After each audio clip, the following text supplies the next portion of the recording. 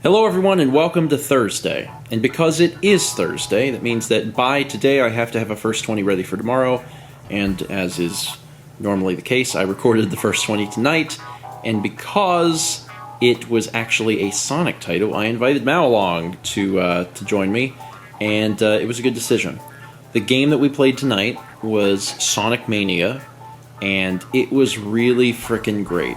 And it was so great that not only did we do the first 20 and rave about it throughout the first 20, but I also wanted to talk about it. We're gonna rave about it here and now. Yeah, like it was good enough that I was like, man, this is really good. This is worth talking about, but it also got me thinking about a few things that I feel strongly about related to game development.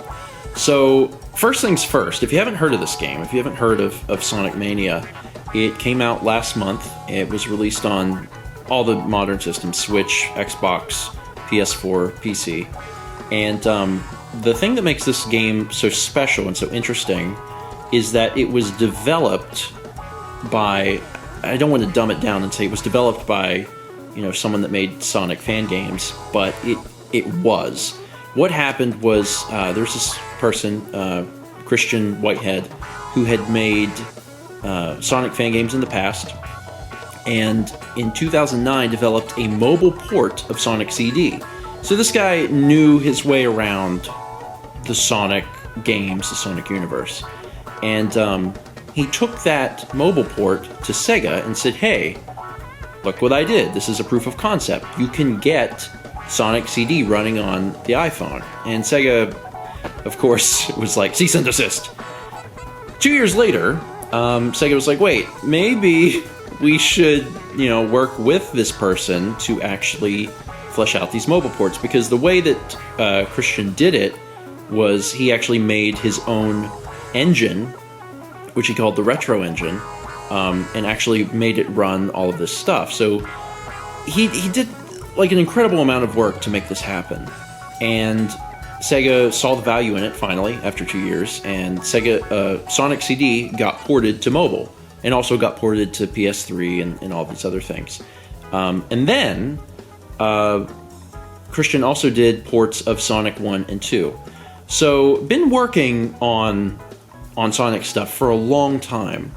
And then, in 2015, Sega said, hey, why don't you, head up the development team for a full-fledged Sonic game? Like a new original title.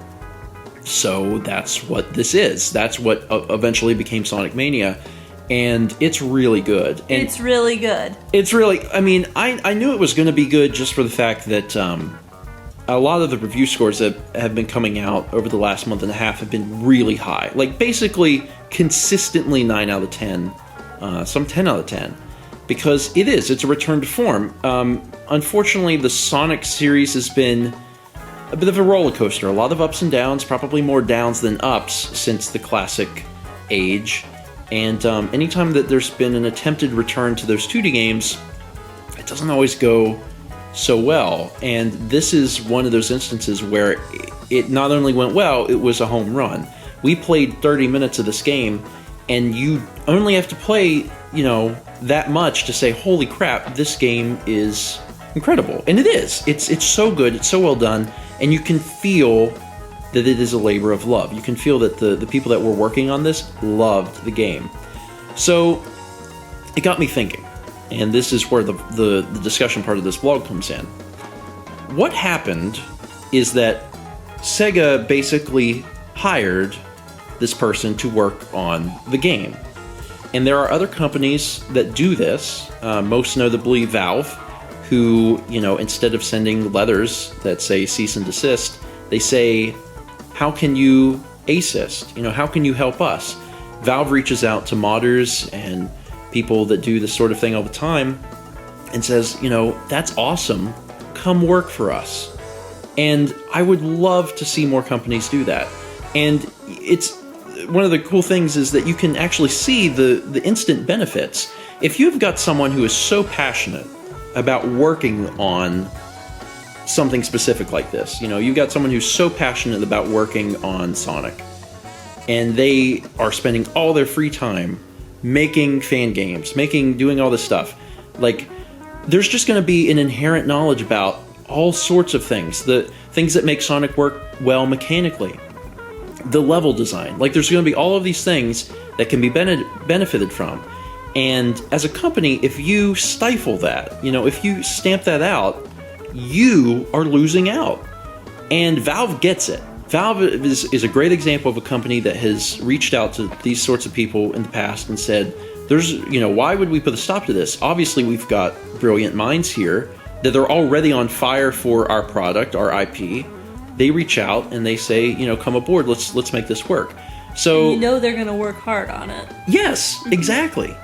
So it's one of those situations where I'm really glad that Sega did that, because the results show for themselves Sonic Mania is incredible.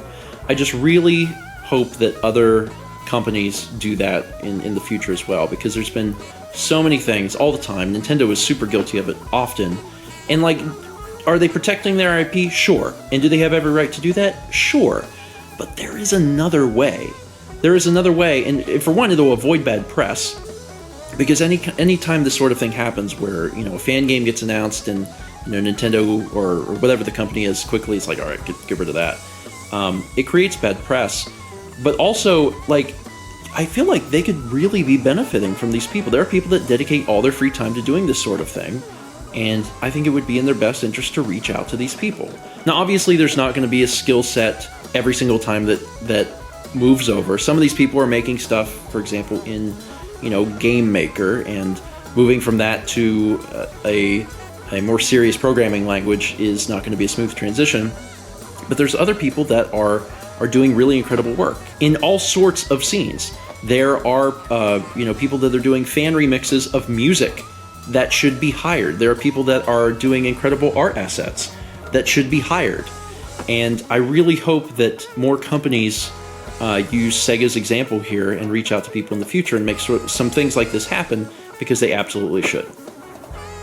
That was basically my thinking in my vlog today. That is what Sonic Mania made me think of, because I'd love to see more of that in the future. Anyway. It was a good game. And it was also a really good game. Mal loved it. I did. Mal loved it. By this time, the first 20 is definitely out, so you should watch it if you haven't. It's 30 minutes of absolute bliss. And we also got the game from Sega.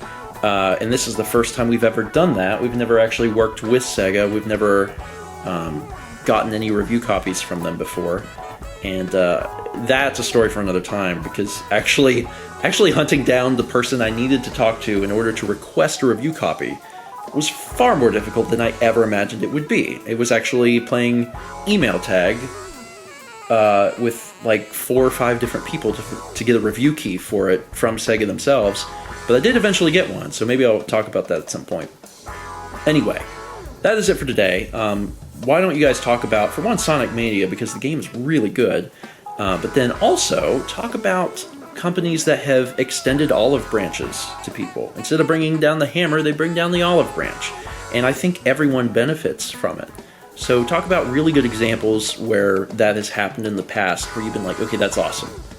It's really cool of the developer to, either get insight from these people or hire them or, have them help out in the project in some way, because that is, in my opinion, the best way to go about things. Thanks for watching, and as always, let's meet back tomorrow, shall we?